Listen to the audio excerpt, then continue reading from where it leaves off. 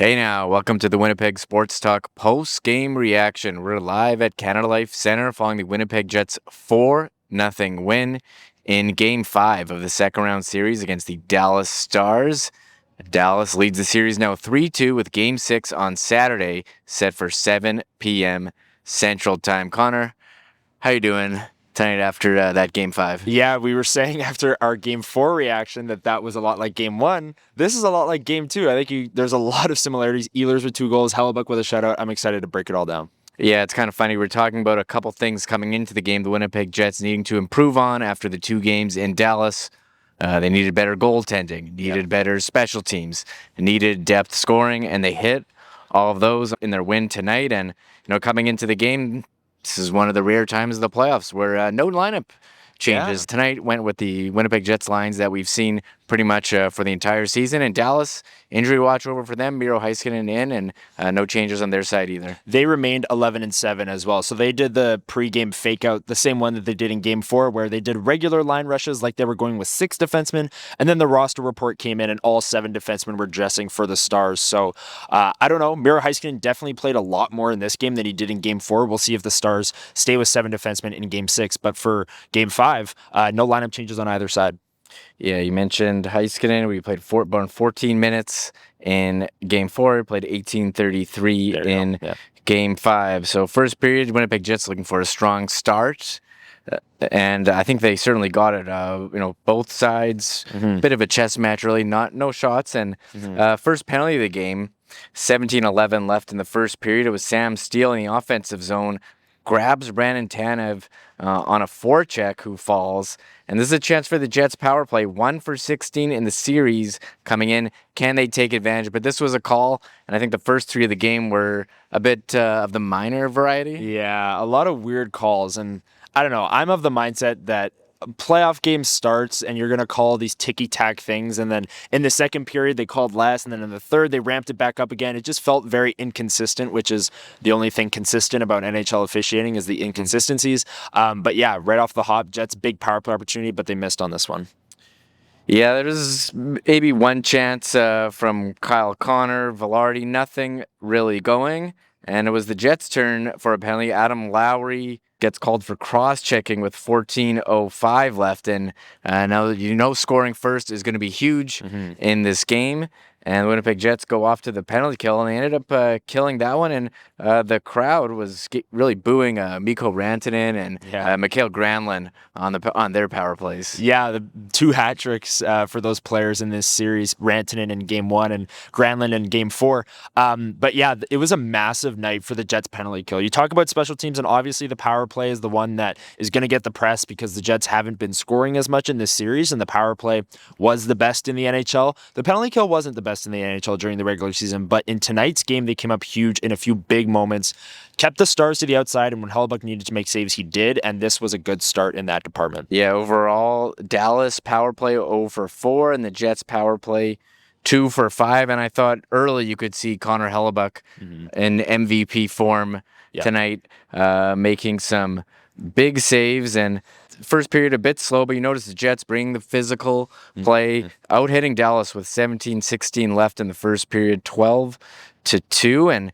we did notice Josh Morrissey getting some extra shifts as well with Luke Schenn.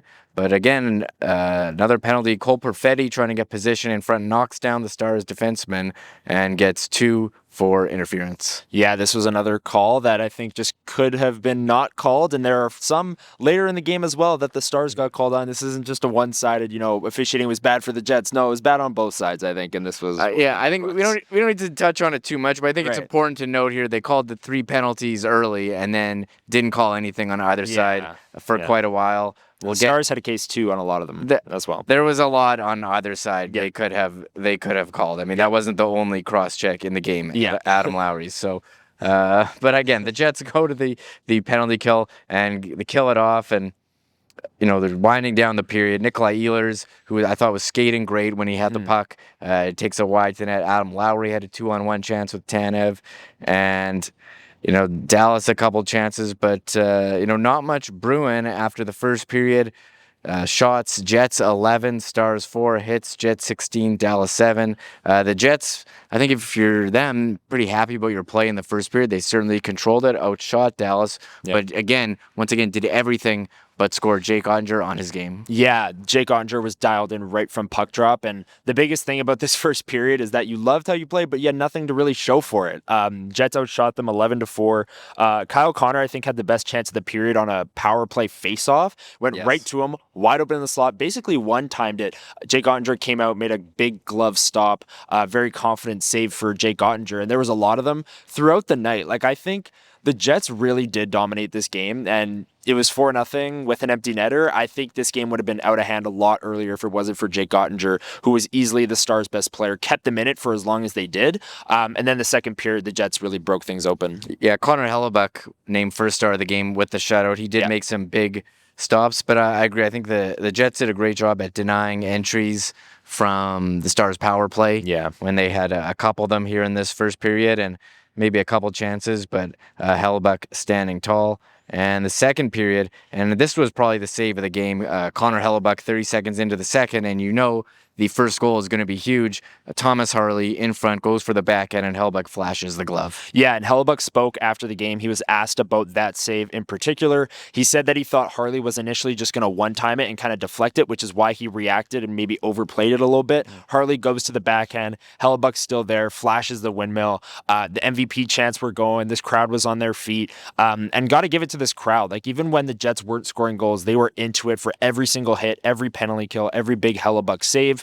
There's a big, awesome, in my opinion, chant that we're going to get to later on here. But yeah, Connor Hrabchak, this was his best save of the night, in my opinion. And you knew if the Jets were going to take a lead or going to win this game, they needed something from the power play. This wasn't a power play. It was a 4-on-4. Matt Duchene gets tied up with Vladislav Nemesnikov. Interference behind the play, and Nemesnikov, while he's getting interfered with, high sticks another Dallas player, so it's a 4-on-4 chance. And I mean, I guess it's high stick, like you're getting interfered with. It's tough to control your stick while a guy's grabbing you. Still got to control the stick. Yeah. Still got to control it. Yep. So I was actually wondering, Connor, I wasn't sure if this 4-on-4 would be favorable for the Jets or for Dallas there. Yeah, I will say, like, when they ran Scheifele, Connor, Morrissey, and DeMello, I believe it was, I think it is favorable for the Jets. Like, I know the Stars can counter with Hintz and Rantanen, but they didn't to start, at least. And I know Thomas Harley was on the ice. He's a great skater. Miro Heiskanen's a great skater. So it's really just fighting fire with fire, and it's the best players for both sides with a little bit more open ice. It's like 3-on-3 light. In the playoffs, it's as close as we'll get to that. So I love 4-on-4 sequences, and it's even better for Jets fans when they get on the board. Yeah, 13:43 left in the first. On one, and Hrabchak makes a huge save on Wyatt Johnston. That was from a pass from Mikko Rantanen, and Kyle Connor picks up the rebound, goes down the ice. Pionk passes to Scheifele and just banks it off Thomas Harley in front, and the puck luck seemed to be going the Jets' way. And yet another goal that they score in this series banked off a Stars defenseman. Yes, the puck luck was going the Jets' way all night, but they were controlling the flow of play. They directed so many pucks towards the net that it was almost like something like this was bound to happen. And you can't count on goals like this going in, like we know. The goal in Game 2, Nikolai Ehlers banks it off Esa Lindell's skate. This is the playoffs. Weird goals happen all the time. And it's just, the Jets were fortunate to get that one because you talked about it earlier. The first goal in this game was going to be very important. The Jets are a much better team playing with the lead in front of the whiteout with how Connor Hrabchak was playing as well. And to get a lucky bounce was definitely big for the Winnipeg Jets, but they had earned it going into this point of the game because they were dominating the Stars. Yeah, and Connor Hrabchak solid throughout the second period. The Jets' top line, I thought, brought pressure all night. Connor Hrabchak did end up making a save on a Wyatt Johnson wraparound. A big chance here is a 2-on-1. Matt Duchene to Tyler Seguin hits the crossbar, and the Jets ended up going on the power play with the end of the second period.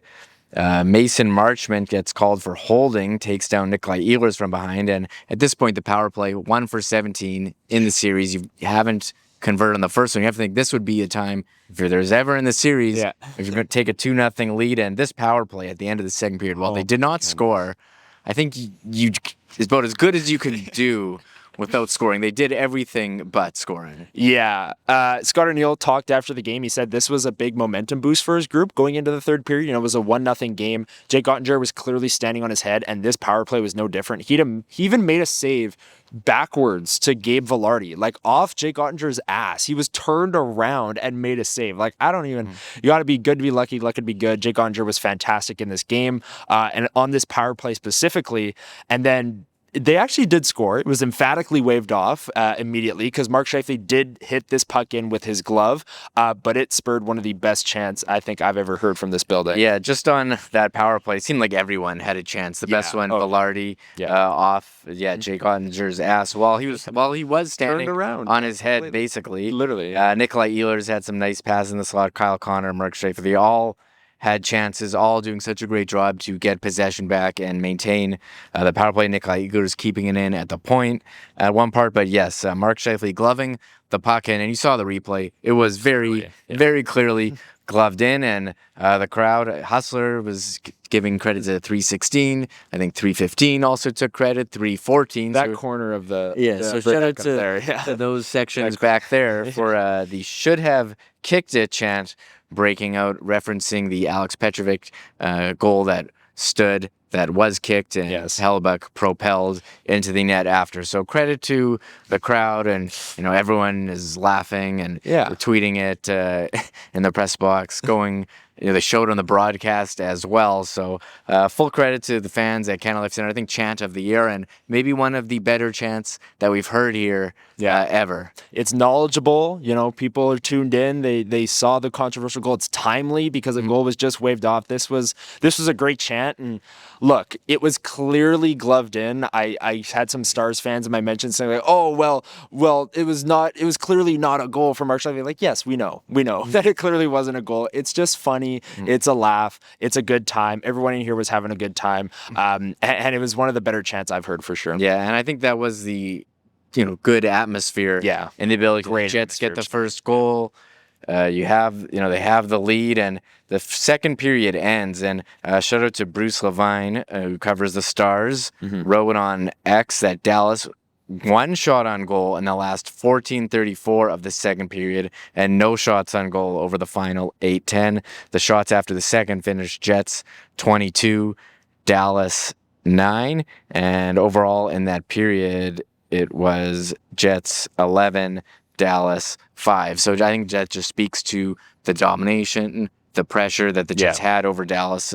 However, you're only up 1-0 still, and you're still letting them hang around and maybe a bit tense heading into the third period. When you see tweets like that coming on your timeline, the Winnipeg Jets are dialed in to their structure, their defensive details. I also saw a tweet from Sportsnet Stats that was the Dallas Stars had 23 shot attempts through 2 periods. That was their lowest total all season long. So this game was won in the neutral zone by the Winnipeg Jets. They weren't allowing the Dallas Stars to even get into the zone to even attempt shots. They had 23 shot attempts through 2 periods. That is just an incredible mark.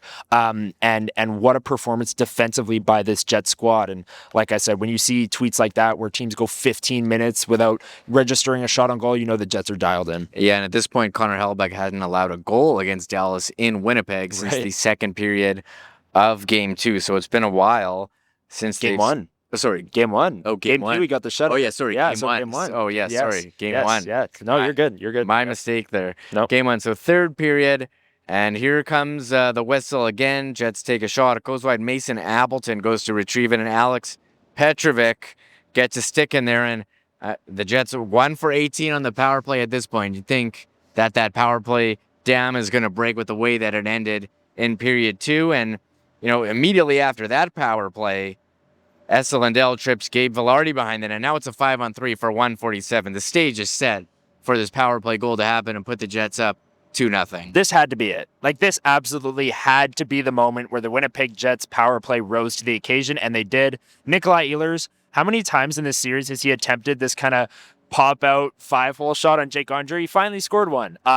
Nikolai Ehlers, 5 goals in the series. He also gets an empty netter later on, but this was the moment for the power play.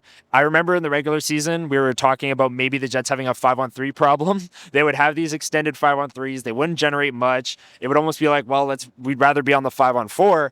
This was not one of those. The Jets scored quick, and they were still on a power play, and later scored as well in the third period with Vlad Nemestikov, which we'll get to in a second here. But yeah, minute 47, you're up 1-0 in a must-win game. You had the best power play all season long. The stage was set, like you said, and the Jets met the moment. Yeah, Nikolai Ehlers, and he did have a chance coming off the side off the rush in the first period where he put it high. Yeah. This time he gets the puck. Well, actually, before the goal, Mark Scheifele takes a one-timer and it hits Jake Ottinger's mask. Yeah. And the Stars did recover it and cleared it, but they blew the whistle, and it was an offensive zone faceoff. So a bit of a lucky break there for the Jets, and Ehlers gets it down low and jams it in. His fourth goal of the series, and coming into this, this year's playoffs, he'd only scored 4 goals in his career in the playoffs. So he's already, he finished with another. He's had 9 in his career, 5 in this season in 44 playoff games. So Nikolai Ehlers coming back healthy, having a really nice series and contributing for the Winnipeg Jets. Yeah, absolutely. He's been one of the Jets' best forwards in this series. Obviously, he has 5 goals in this series.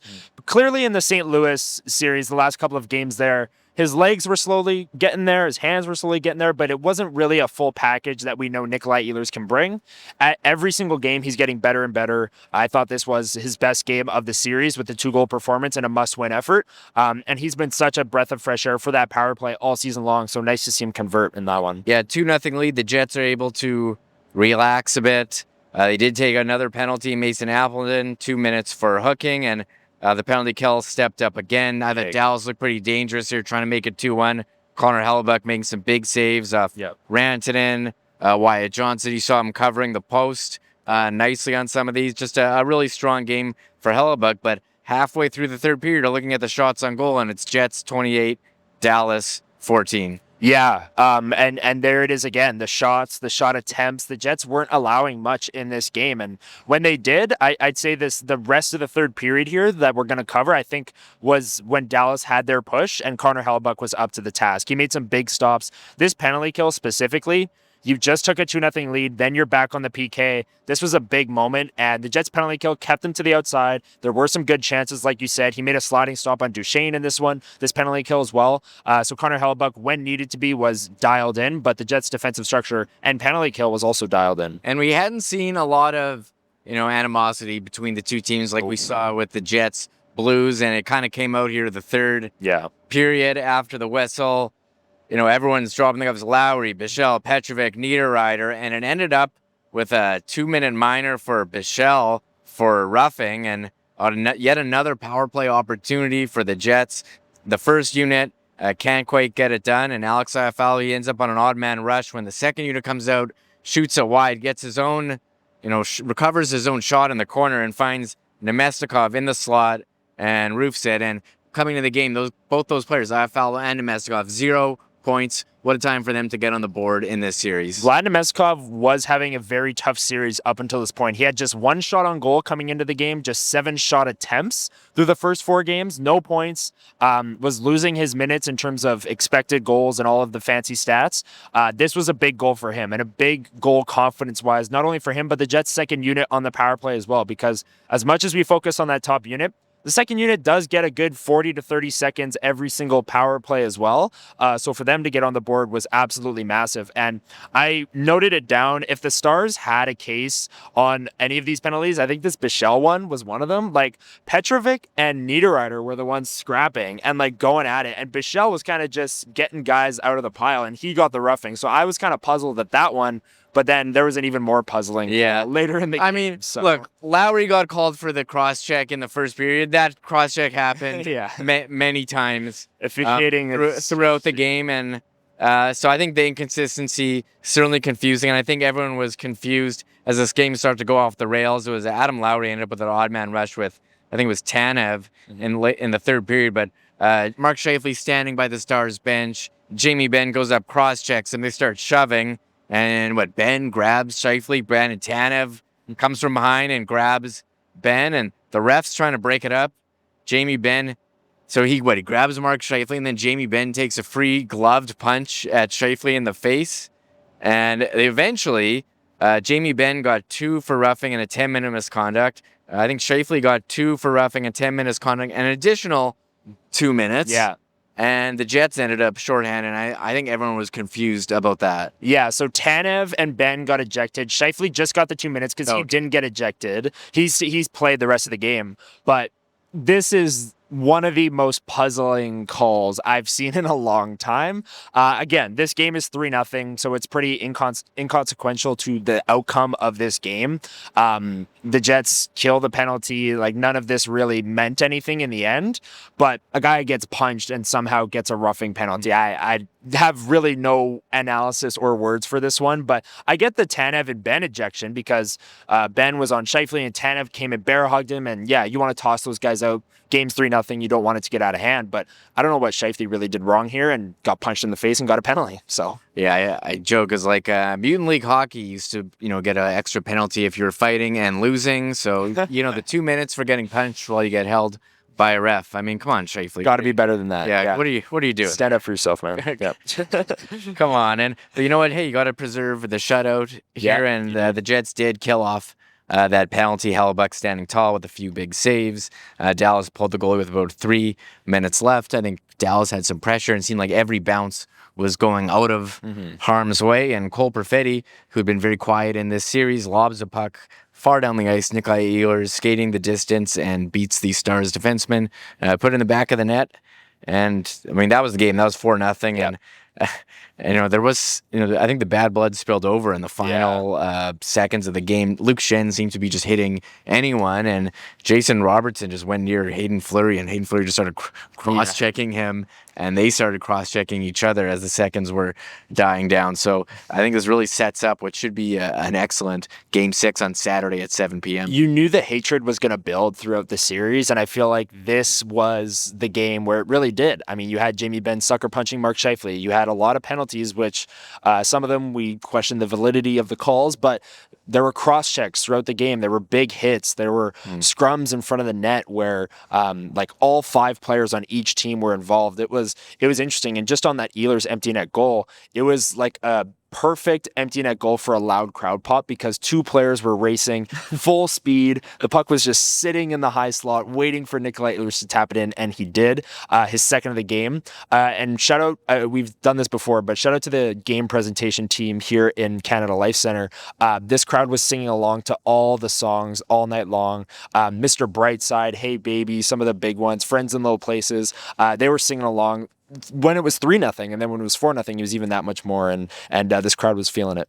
Yeah, I thought the band actually brought it too. Don't Stop Believing after the second period, trying to get everyone into it. Mach 10, ripping the guitar solos as well. So, look, the Winnipeg Jets sound, when you say they're down 3-1, seems like a tall task, but can they win one game at home? Game 5, check mark. Can you win one game on the road, which they haven't done all playoffs? What a time it would be to complete that task on Saturday and try and force a Game 7 here on Monday. So, I mean, this was about as good of a game for the Jets that you could ask for. Yeah. And if you're them, you hope you can replicate it again on Saturday. Played solid portions of a road game in this series, but not quite full 60. Maybe a couple breaks go here or there, and they're back here for Game 7. Yeah, and one thing I will say on previewing Game 6, after our Game 4 post-game, Remo, I did say that I thought the Jets were the better team in that Game 4, and that should give them and their fans hope that they can go and win a road game. That wasn't a complete collapse like we saw against St. Louis. Game 3, the third period, I think was a little bit. They were rattled clearly by that long review and the goal and didn't recover from that point. And we've talked about that, how they've handled that adversity, It hasn't been well. And Game 4, I thought they were a very, very strong road game in that one, and maybe a goal away from winning that one. I know they lost 3-1, but I think the Jets fans should have a little bit more hope that they can win in Game 6 than maybe going into Game 3. Yeah, I'm looking forward to hearing from everyone in the Winnipeg Sports Talk chat room. Friday at 1 p.m. We'll be live on YouTube, so make sure you're subscribed to our channel with the notifications turned on.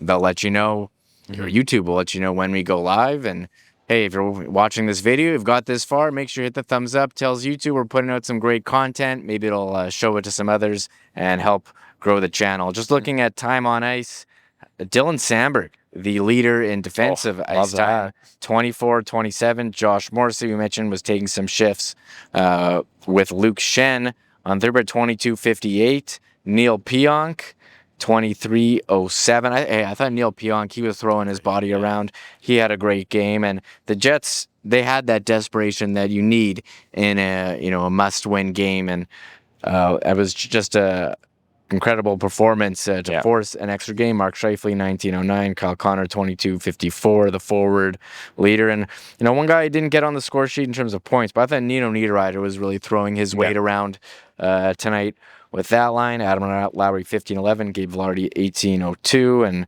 And with the 3 stars of the game, Hellebuyck, Nikolai Ehlers, and Mark Scheifele. But how about Nemestikov? One goal, 1 assist as well. So a number of players on the board. And again, with the Jets looking to hit certain boxes that they needed to succeed in this game. Goaltending, special teams, depth scoring, all of them completed. Just the big question is, can they replicate this on the road in Game 6? Yeah, no one can say anything mean about the 3 stars because I picked them. So you did? Yeah, I did. I did pick the 3 stars. Yes, Connor Hrabchak, first star. I mean, shutout. I debated Dylan Samberg because, I'm a big Dylan Samberg fan, and I thought that pairing was great. So coming into it, we knew the Lowry line and the Samberg-Pionk pairing was going to be matched up against Rantanen. Like, that is what they've done every home game. They were going back to their regular lines. I thought Dylan Samberg was a big reason the penalty kill was so great. I thought he shut down Mikko Rantanen in this game. Neil Pionk, like you said, deserves a ton of credit as well. I thought Josh Morrissey drove a lot of offense.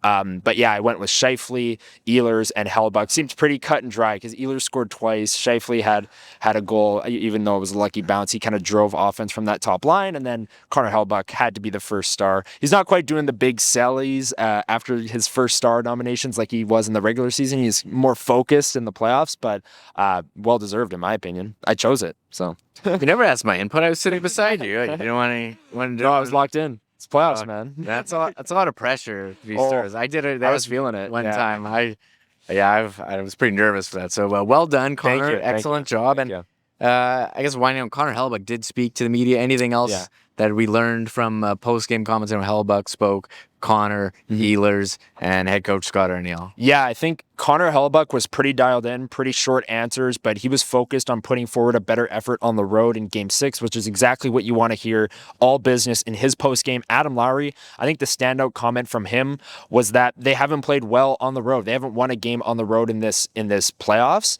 It's now 9 straight, going all the way back to the Vegas series a couple years ago, and he said there's no better time for them to show up and win a road game than Game 6. Must win. Backs against the wall once again. You're going to see a lot of Josh Morrissey, a lot of Mark Scheifele. Jets' best players need to be their best players, and I think it starts with Connor Hellebuyck, who has not been as good as he has at home on the road. It's simple as that. The stats are the stats, and he'll need to show up big in Game 6. Yeah, can't wait. We'll be back here with the Winnipeg Sports Talk post-game reaction late on Saturday. The game is 7 p.m. Central, and I think, Connor, we've said it all at this point here, right? Yeah, I think so too. And Sunday Live, breaking down Saturday's game as well. Previewing Game 7, potentially. Yeah, potentially. So, lots to get to, a lot of content at the Winnipeg Sports Talk channel. So, for Connor Hrabchak, I'm Michael Remis. This has been the WST post-game reaction.